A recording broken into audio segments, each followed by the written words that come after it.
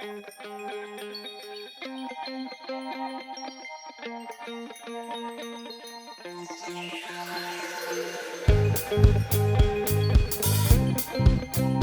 everybody. Good morning to you all.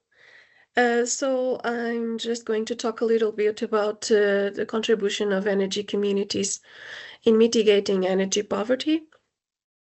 And first, I will start talking about the European countries' energy poverty. And yeah, and so the Social Climate Fund regulation, as long as the Energy Efficiency Directive, define energy poverty as a household's lack of access to some essential energy service, such as heating, domestic hot water, cooling, lighting, and also powering electrical appliances in the home. Energy poverty is a multidimensional phenomenon in households, and it is caused by a combination of low income, high energy expenditure, and poor energy efficiency in buildings. This leads to, in 2022, over 41 million Europeans were unable to keep their homes adequately warm, so they would be comfortable in their homes. As you can see in this graph on the right side, there is the European Domestic Energy Poverty Index, and this index, as you see, the countries that are in a lighter color, they have less poverty problems in their households, and the other ones, as it gets darker, they have more issues. So Portugal is here in the very high poverty level, energy poverty level, in the 25th position in this index. This map also shows us that there is a clear divide between northern Western countries and southern Eastern countries regarding domestic energy poverty. So one of the problems is that the northern Western countries have to worry about the cold season, so keeping the houses warm. But in the southern Eastern countries, we have to worry about not only just keeping the house warm in the winter, but also keeping the house cold in summer, or and comfortable in summer. So it is more challenging to design building regulations and technological solutions that can solve both of these problems in households. A recent European Energy Network study that you can see the cover on the right side has made a survey to several countries, trying to identify barriers and opportunities and propose recommendations for future measures and projects that can help mitigate energy poverty. And three main pillars were identified regarding ideas how to mitigate energy poverty. One of them is building renovation. Within building renovation, what was identified on what should be done is support mechanisms for deep renovations in buildings that really need to be renovated, construction training and education, so new buildings can be built in a better way, in a more sustainable way, and that allows the building to be more energy efficient and more comfortable for the residents. Also to promote smart buildings, so buildings that have functionalities that will allow to use less energy in the building and keep the same comfort level. For example, smart lighting. So the lights will only light up when they are needed, when there is occupancy of the room, and this will save lots of energy, especially in office buildings, where sometimes rooms that are not used have the lighting on. And what we need to achieve this is investment. That's the main issue, because most of the times it's difficult to find financing for these improvements.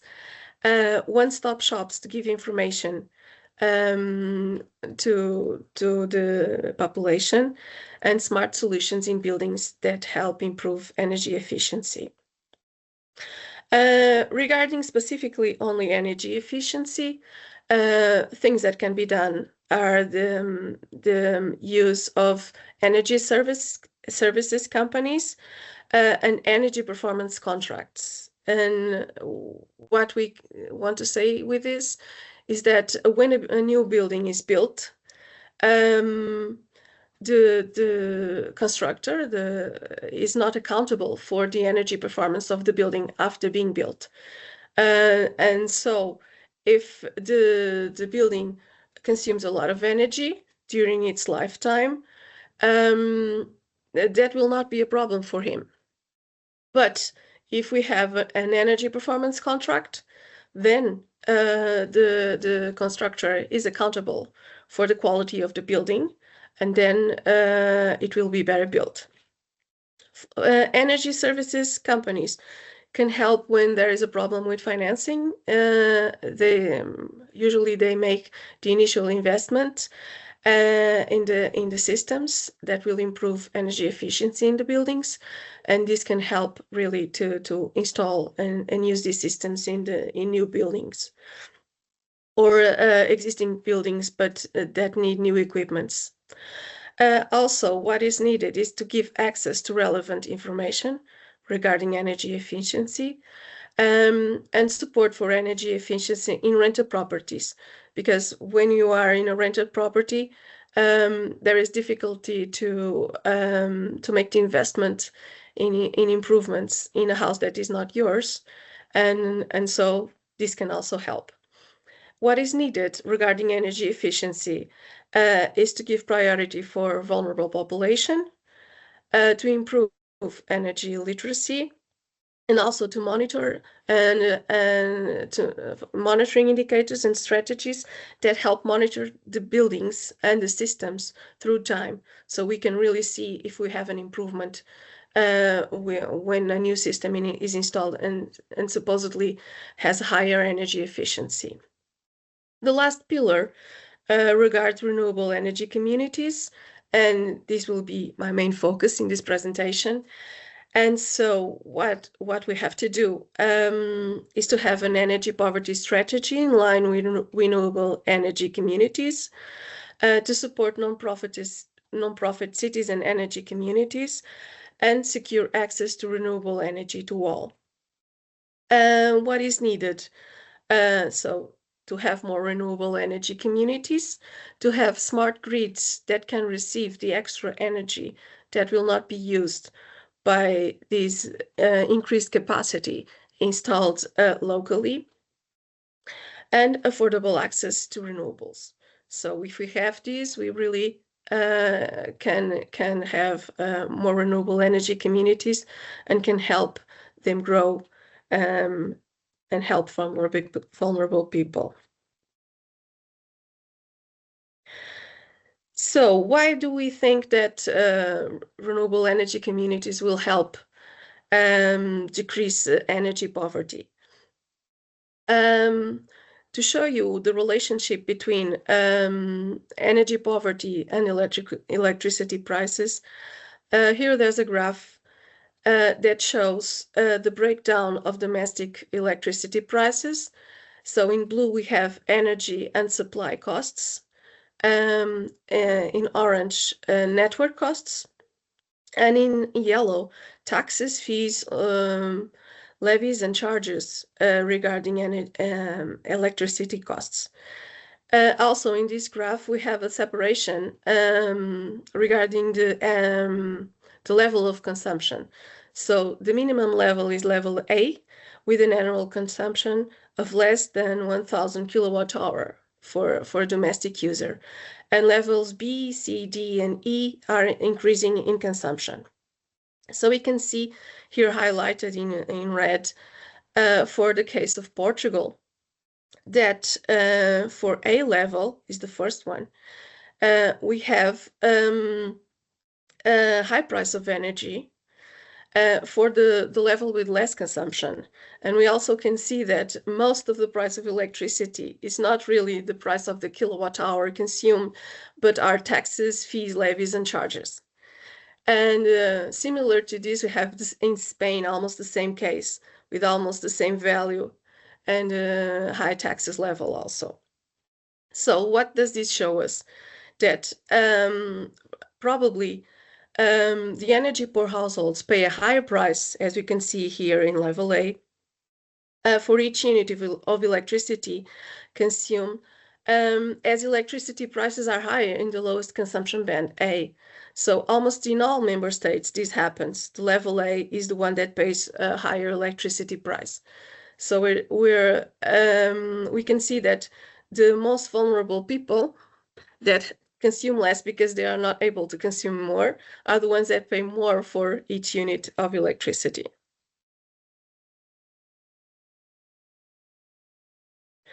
So specifically the case of Portugal.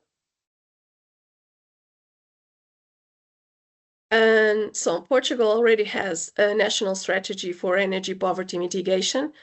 And here I will show you the goals that have been defined. As I told you before, Portugal ranks in 25th in the European Domestic Energy Poverty Index and has about 40% of citizens living in homes not comfortably warm in winter and not comfortably cool in summer. As we break down the European Domestic Energy Poverty Index, in several categories. We have energy expenditures, winter discomfort, summer discomfort, and also poor quality of dwellings. We can see here that Portugal has poor quality of dwellings, summer discomfort, winter discomfort, and energy expenditures are not the highest here in this rating. But I think the main issue is the poor quality of dwellings. So people have to spend more energy to be comfortable in their homes. Regarding the goals of our national strategy for energy poverty mitigation, there was an assessment made to define which are the levels of how many people, what is the percentage of the population that lives in households unable to keep their house adequately heated. And so the aim is to, we had in 2020, 17.5% of people living with this problem. So the idea is when we reach 2050, we have less than 1% of people with houses not adequately heated.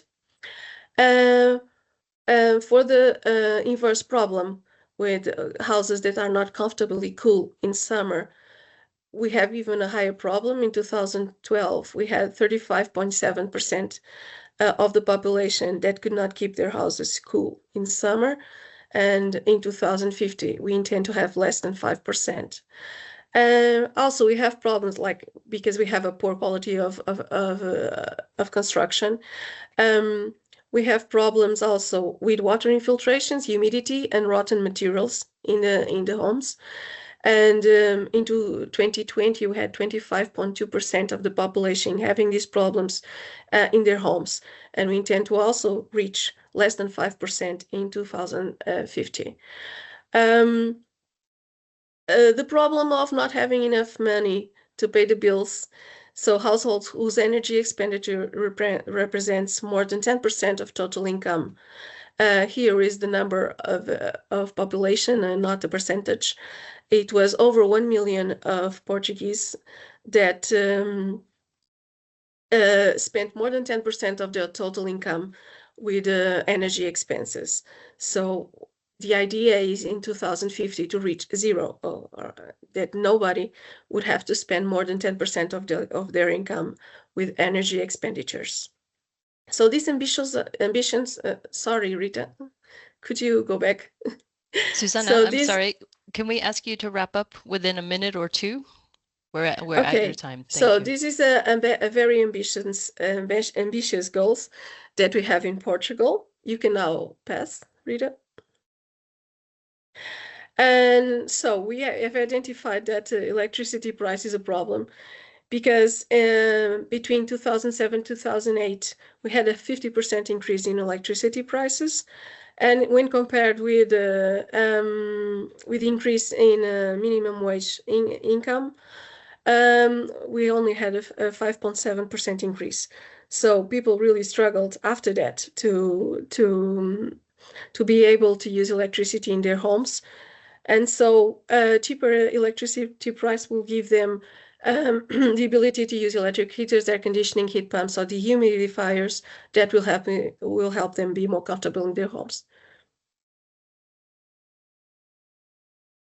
Could you go to the next one? So we have vulnerable population and renewable energy communities. So this was the wrap up of the European Energy Network survey that was made, and 7 out of 14 countries have renewable energy projects directly connected to energy poverty mitigation. We had here the identified problems and how to solve them. So, but I don't have enough time to go through them. We will share the presentation. Could you go to the next one, Rita?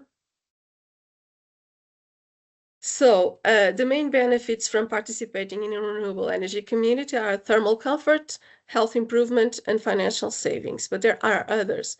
We also have economic benefits, power grid benefits related to flexibility and balancing services, keeping generation consumption local. We want to have social benefits, like more decision-making power, more education, improved citizenship, social cohesion, and sense of community.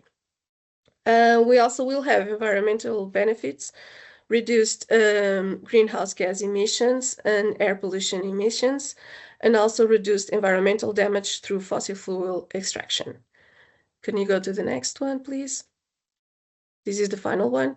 So just to give you an example of a cooperative, a Portuguese cooperative that deals with renewable energy and that also contributes to renewable energy communities. So this is Copernico. They have over 1,800 members right now, and their mission is to produce 100% renewable energy, to create social value in every project they are in, and develop local economy, and also have integrity and transparency. And the idea is to give power to the people and for people to aggregate as communities and benefit from it using renewable energy. And that's it from me.